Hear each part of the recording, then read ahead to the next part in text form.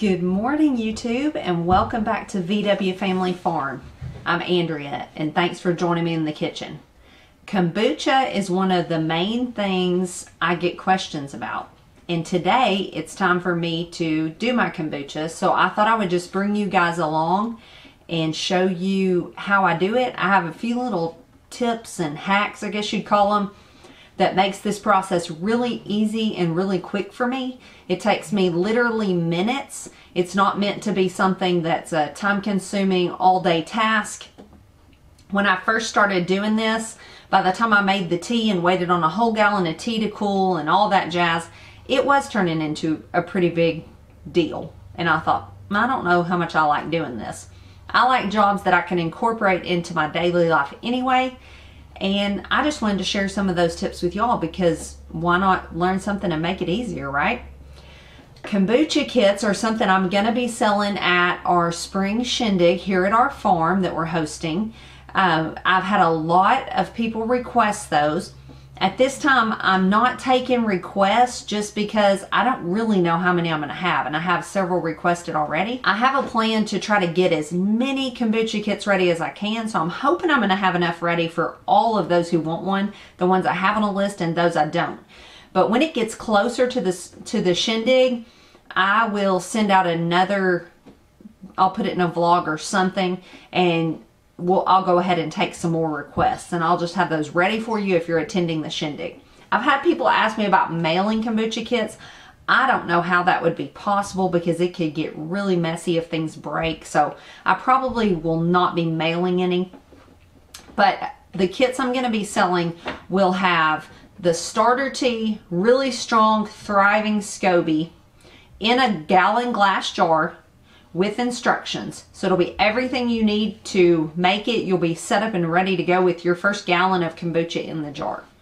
I bought my SCOBY online to get, you can get dehydrated SCOBYs online for not a whole lot, but I tried that and didn't have a whole lot of success with getting those revived. I did finally get one revived, but that was after several attempts. So to get a thriving, active, fresh SCOBY that's in just a little bit of tea in a vacuum sealed package, that's the word I was looking for, that was $25 for me all by itself. So I feel like you're getting a fairly good deal with the kit.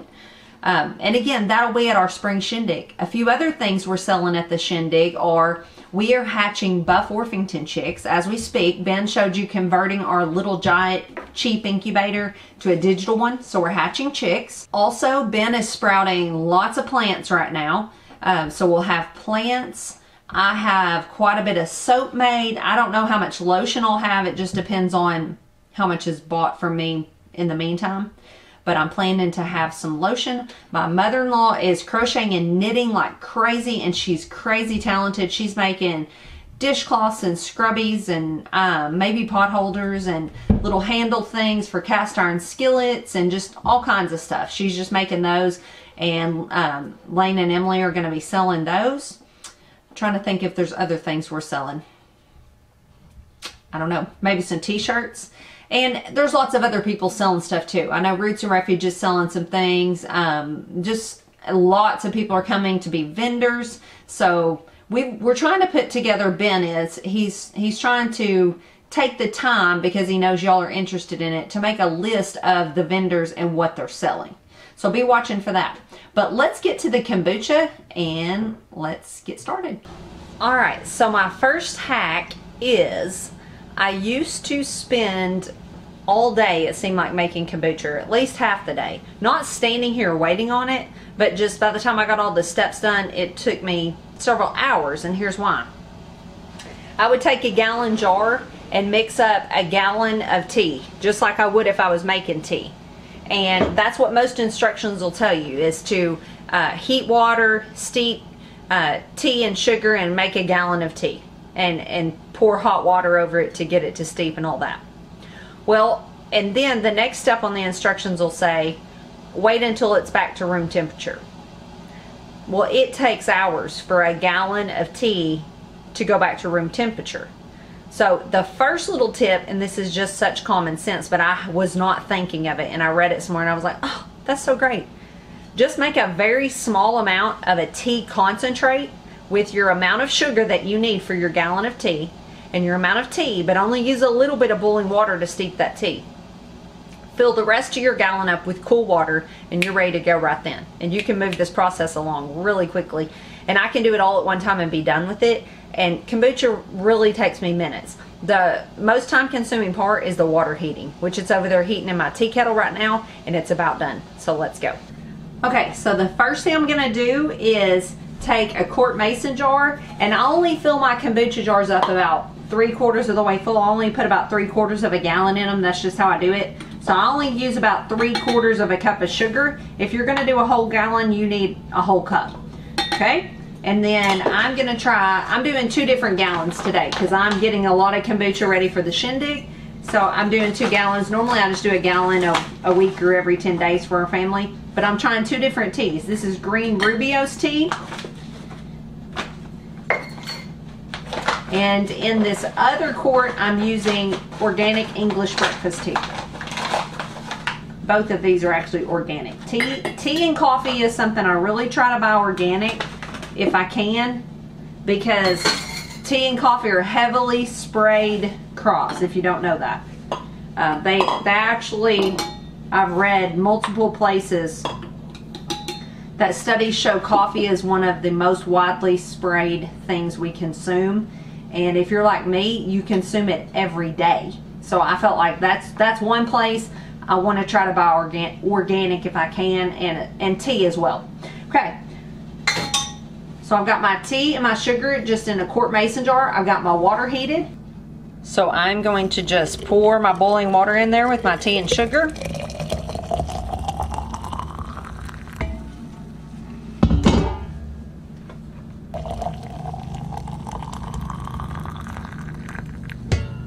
I'm just going to cap those and let that steep. Okay, you still need to walk away for a few minutes, however long you would normally steep tea, 5 or 10 minutes. Get your other supplies ready in the meantime or whatever, but you need to give it a few minutes for the tea to steep. You can see the sugar pretty much just dissolved with the hot water. If it didn't, I've got lids and rings on these, so mine don't leak. Definitely don't turn it upside down like I just did if you're not using something that won't leak, because this is hot boiling water and you'll burn yourself. But I give it a little swirl. If it didn't dissolve, use a spoon if you want, whatever. And just walk away. We'll be back in a minute. All right, guys. Sorry, I got distracted. I had to go check on why a goat was limping, but that is life on the homestead, right? Or the farm. But I'm back with you. Let's wrap this up. Had to change shirts because I got something on my shirt that wasn't very sanitary. Let's wrap this kombucha process up though.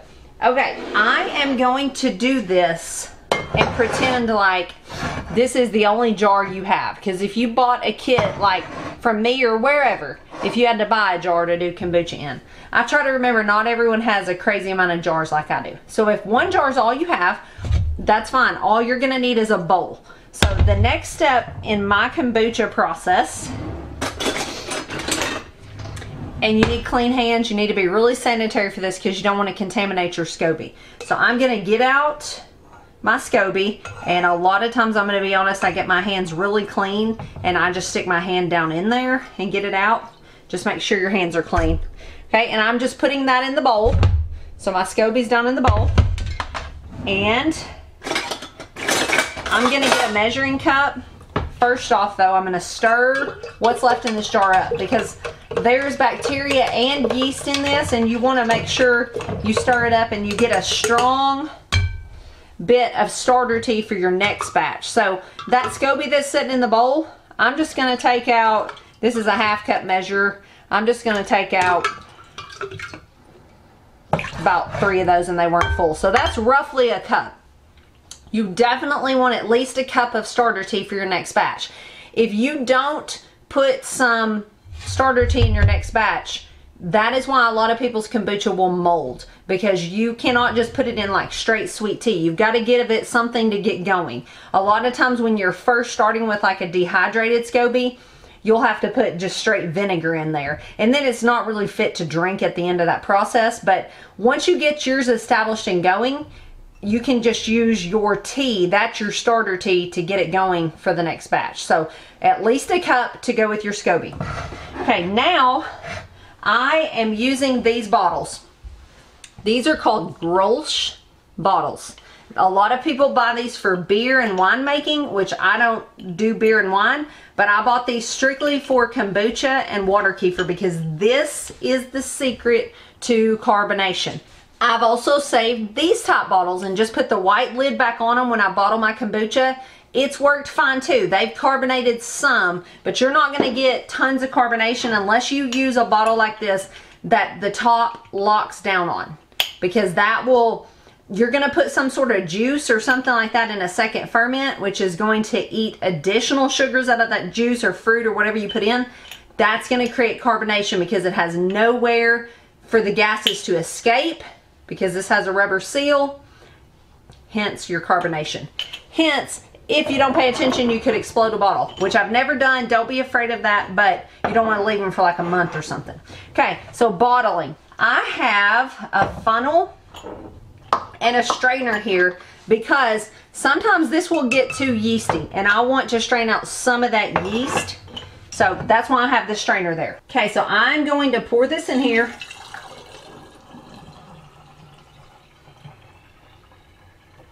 I know y'all can't see because these are dark amber bottles, but I only filled up to about there. And the rest, this is just the little neck part of the bottle. I'm going to fill up with whatever I'm flavoring it with. That's not a whole lot because this bottle really narrows down there, but it's plenty to give it some flavor and give it some carbonation. So I'm going to finish filling these, then I'm going to move on to the next step. Okay, final step in this is what they call the second ferment, and that's what's happening here that's going to carbonate these bottles. Okay, my favorite thing to use, absolute all-time favorite thing, is organic grape juice. It is delicious. It tastes just like you're having an old-fashioned grape soda. I really like it. My family likes it, but I'm out of grape juice. So I'm using some tart cherry juice, and I'm going to use a little tiny bit, like maybe a teaspoon or two of maple syrup. Or you could use honey, or you could use sugar if you want to use a teaspoon of that. You've got to put something in there because tart cherry juice is not sweet.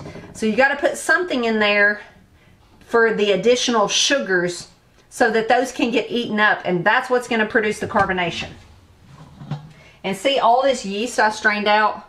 Your yeast can get out of balance if you don't strain every once in a while. I don't do that every time, but you don't want it to get out of control on yeast.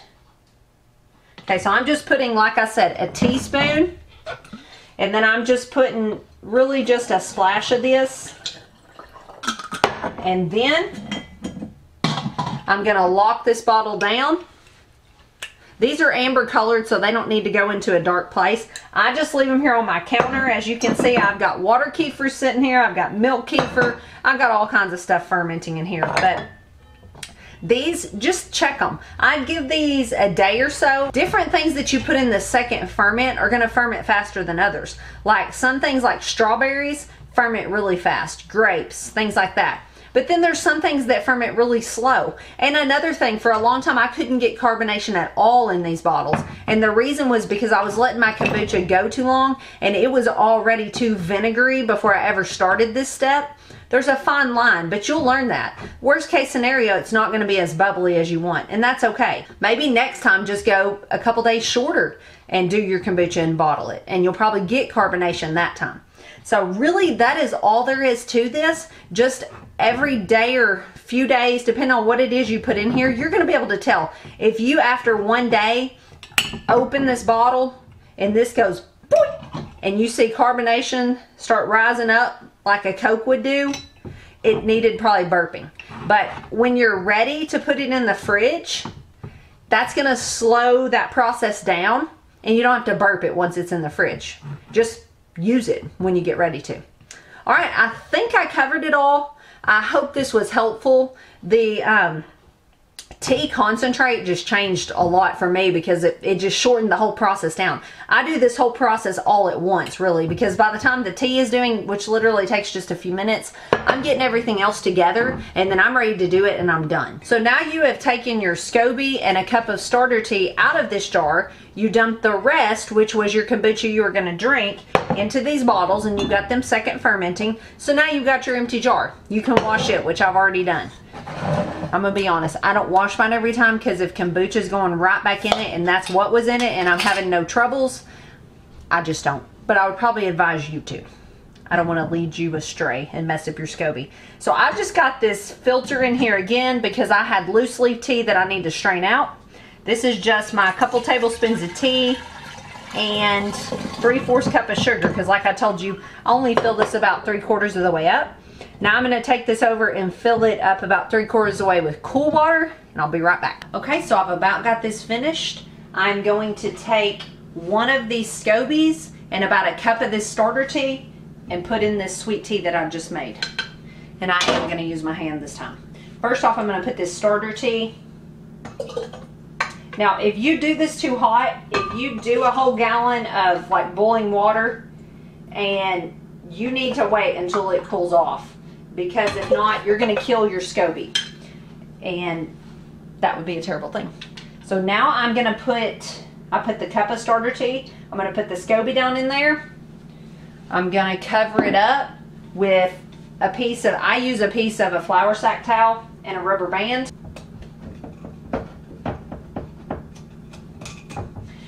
You need to put something tightly woven on top of it or else you will get gnats and fruit flies and everything in it. They love it. In fact, I've used little bowls of it and some soap for like a gnat trap. That's how much they love it.